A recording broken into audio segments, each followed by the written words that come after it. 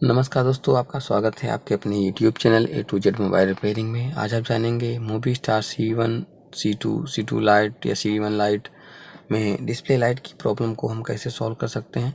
Step by step हम आपको बताएंगे कैसे हमें टेस्टिंग करनी, कहाँ से शुरुआत करनी, कौन सी सप्लाई हमें चेक करनी है सबसे पहले, और कौन से कंपोनेंट से जो है हमारी ये प्रॉब्लम आ सकती है। तो सबसे पहले आपको स्क्रीन पर दिखाने की कोशिश करते हैं कि हमारे फ़ोन में जो है डिस्प्ले का ग्राफिक्स जो है आ रहा है, डिस्प्ले आ रही है बट लाइट नहीं आ रही, केवल और केवल लाइट नहीं आ रही। यहाँ पर सिर्फ और सिर्फ लाइट का इशू है और हम लाइट के बारे में आपको जानकारी देंगे यहाँ पे कि लाइट ना आने पर हमें कौन कौन सी सप्लाई को चेक करना है और कौन कौन से वोल्टेजेस चेक करने हैं जो कि इम्पोर्टेंट होते हैं डिस्प्ले पर लाइट आने के लिए। तो सबसे पहले दोस्तों मैं आपको बता दूं, लाइट का लगभग पूरा का पूरा सेक्शन सभी मॉडल्स में एक जैसा होता है, बट आईसी के डिजाइन्स और आईसी का जो डायग्राम है, सर्किट है, वो हर एक मॉडल में अलग अलग शेप में हो सकता है, अलग अलग आकार में हो सकता है। वो किसी पावर आईसी के साथ में लाइट आईसी कंबाइन करके दी जा सकती है या फिर लाइट आईसी का शेप चेंज किया जा सकता है। किसी में 12 पिन की होती है, किसी में 9 पिन की होती है, किसी में 6 पिन की होती है। तो सब अलग अलग सेट्स में अलग अलग टाइप्स की जो लाइट आईसी होती हैं। तो चलिए कोई बात नहीं, सबसे पहले चेक करते हैं हम अपना जो है जो डिस्प्ले एलईडी का पॉइंट है, यानी कि डिस्प्ले का जो पट्टा है डिस्प्ले लाइट का, वहाँ पर जो हमारी 3 सप्लाई आ रही हैं उनमें से चेक करना है कि किसी सप्लाई पर हमारा जो वोल्टेज है आ रहा या नहीं आ रहा।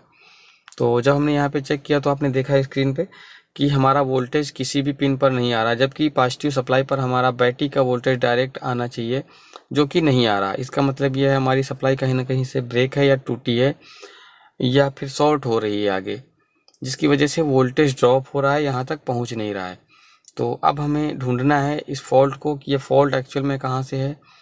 तो इसके लिए हम आपको बताना चाहेंगे सबसे पहले, अब आपको यहाँ पर ये चेक करना है कि आपकी सप्लाई में कहाँ से प्रॉब्लम आ रही है। तो अब यहाँ पे हम रिवर्स को चेक करेंगे, यानी रिवर्स रीडिंग चेक करेंगे अपनी जो है डिस्प्ले एलईडी से डिस्प्ले पट्टे तक, बोर्ड तक। तो अपने मीटर को आप यहाँ पे जो है बजर मोड पे सेट करेंगे और पहली पिन को चेक करेंगे। यहाँ पे पहली पिन हमारी ग्राउंड है, सेकंड पिन पे हमारी रिवर्स आ रही है, थर्ड पिन पे भी हमारी बीप बज रही है यानी ग्राउंड है। इसका मतलब ये है हमारी फर्स्ट पिन और थर्ड पिन जो है ग्राउंड है यानी माइनस प्रोप है ये हमारी, और बीच का जो पिन है हमारा ये पॉजिटिव प्रोप है, पॉजिटिव टर्मिनल है। और इसे चेक करेंगे कहाँ तक आ रहा है। ये देखिए ये पॉजिटिव टर्मिनल हमारे इस कैपेसिटर तक आ रहा है, और इस कैपेसिटर पर अगर वोल्टेज नहीं आ रहा तो उसके क्या क्या रीजन हो सकते हैं ये भी हम आपको बताएंगे।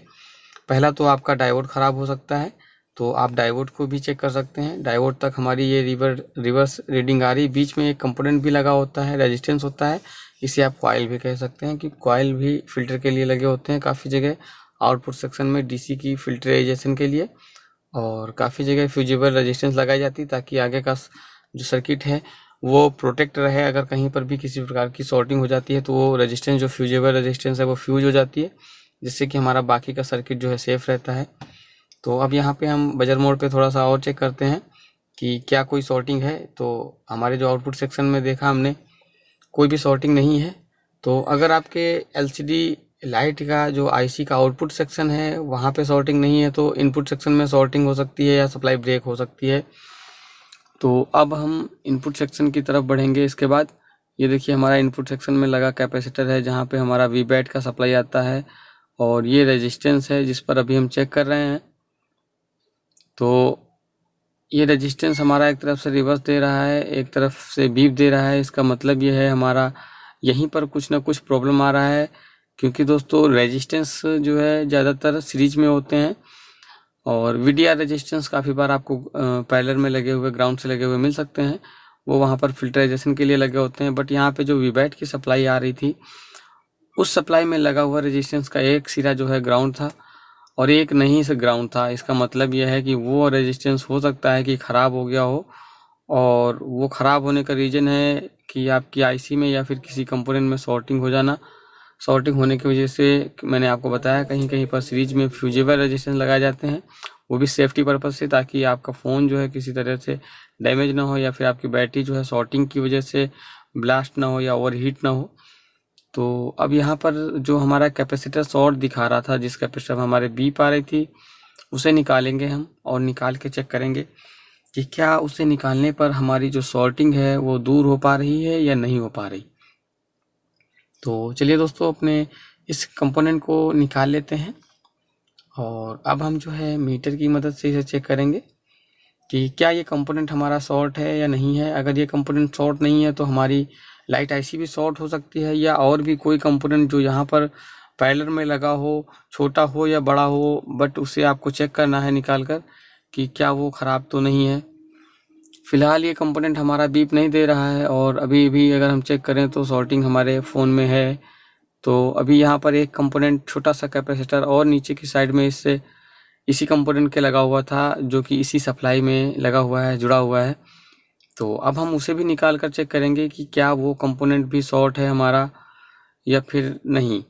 तो अगर वो शॉर्ट नहीं है तो फिर हमें आईसी को चेंज करना पड़ सकता है, हमारी आईसी भी ख़राब हो सकती है। तो चलिए इस कंपोनेंट को भी निकाल लेते हैं हम सबसे पहले। और मैं आपको बता दूं, अगर ये कंपोनेंट हम निकाल देते हैं और सॉर्टिंग हमारी निकल भी जाती है तो अभी भी हमारी लाइट नहीं जलेगी या डिस्प्ले पर लाइट नहीं आएगी। उसका रीज़न भी मैं अभी आपको बताऊंगा। तो फिलहाल पहले हम चेक करते हैं जो हमारी सॉर्टिंग थी। ये देखिए दोस्तों, हमारी ये जो सॉर्टिंग थी अभी जो है रिमूव हो चुकी है। यहाँ पर कोई भी बीप नहीं आ रही इस कंपोनेंट की सप्लाई पर, अब जो हमारा कैपेसिटर हमने रिमूव किया हुआ था। तो अब ये जो कैपेसिटर है, छोटा सा कैपेसिटर, वो शॉर्ट था हमारा और इसे आपको हम रीडिंग करके भी दिखाएंगे यहाँ पे कि क्या वैल्यू आ रही है। ये देखिए बीप कर रहा है ये कुछ ओम्स में। थोड़ा सा आपको मीटर जो है जूम करके दिखाने की कोशिश करते हैं यहाँ पे। और कंपोनेंट तो इतना छोटा है कि मेरे जो है मोबाइल के कैमरे में नहीं आ पा रहा है। माइक्रोस्कोप होता तो शायद आ सकता था, बट यहाँ पे देखा आपने कि हमारा जो कंपोनेंट था वो बीप दे रहा था, शॉर्ट दिखा रहा था। तो अभी हम जो हमारा पहले कैपेसिटर हमने निकाला हुआ था उसे फिर से लगा देंगे उसी जगह पर, क्योंकि वो हमारा सही था, उसकी वजह से हमारी शॉर्टिंग नहीं थी। छोटे कैपेसिटर की वजह से, दूसरे कैपेसिटर की वजह से ये हमारी शॉर्टिंग थी। तो वो हमने निकाल दिया है और शॉर्टिंग अभी हमारी निकल चुकी है। बट अभी भी अगर हम बात करें लाइट की तो हमारे फ़ोन में डिस्प्ले की लाइट अभी भी नहीं जलेगी। उसका रीज़न ये है कि अभी इस कैपेसिटर पर जो है आने वाला वीबैट सप्लाई या वीपीएच सप्लाई आप जिसे कह सकते हैं, यहाँ पे अगर डीसी टू डीसी आईसी के बाद से वो आ रही है तो डायरेक्ट बैटरी कनेक्टर से अगर नहीं आती है यहाँ पे सप्लाई तो आप वीपीएच कहते हैं उसे।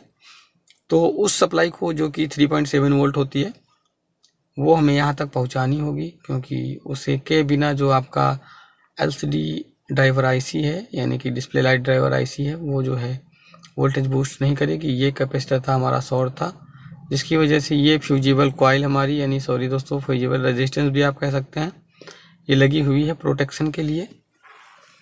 और ये जो है हमारी ओपन हो चुकी है दोस्तों।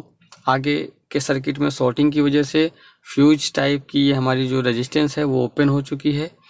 और ये रेजिस्टेंस इसलिए लगाई जाती हैं ताकि हमारा जो सर्किट है वो प्रोटेक्ट रहे और किसी भी तरह से हमारा सर्किट जो है बड़े से बड़े नुकसान में, यानी कि शॉर्टिंग होने पर बड़े से बड़े नुकसान को होने से बचा सके। इस वजह से इस तरह के कंपोनेंट्स जो है फ़ोन्स में भी और आपके घर की सर्किट्स में भी और बाकी भी जो भी मैकेनिकल आपके इलेक्ट्रॉनिक कंपोनेंट्स हैं, गैजेट्स हैं, वहाँ पर जो है इस तरह के रेजिस्टेंस जो है इस्तेमाल किए जाते हैं।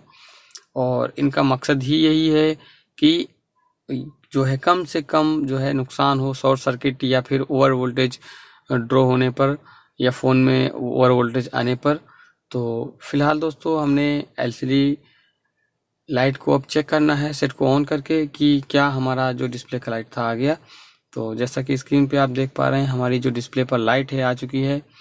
और हम आपसे कहना चाहेंगे, अगर आपके फ़ोन में लाइट वीक आती है या स्लो आती है फ़ोन को रिपेयर करने के बाद, तो आप कॉइल और डायोड को चेक करें, आईसी को ना चेक करें, क्योंकि उस कंडीशन में कॉइल्स और डायोड की वजह से भी आपका जो वोल्टेज है वीक आता है। काफ़ी बार आपके डायोड से जो है शॉर्टिंग हो जाती है, डायोड आपका जल जाता है जिसकी वजह से आउटपुट कम वोल्टेज क्रॉस करता है, या फिर काफ़ी बार कॉइल आपका इंटरनल शॉर्ट हो जाता है जिसकी वजह से भी वोल्टेज को कम बूस्ट कर पाता है। तो फिलहाल हम देख पा रहे हैं हमारी जो स्क्रीन है पूरी तरह से डिस्प्ले लाइट आ चुकी है। और आप लोगों से कहना चाहेंगे दोस्तों, ये हमारा वीडियो आपको कैसा लगा। अगर आपको ये वीडियो हमारा अच्छा लगा तो वीडियो को लाइक करें, चैनल को सब्सक्राइब करें, बेल आइकन को ऑल पे टिक कर दें ताकि आने वाले वीडियोस के नोटिफिकेशन आपको सबसे पहले मिल सके। तो धन्यवाद दोस्तों, वीडियो को लास्ट तक और पूरा देखने के लिए।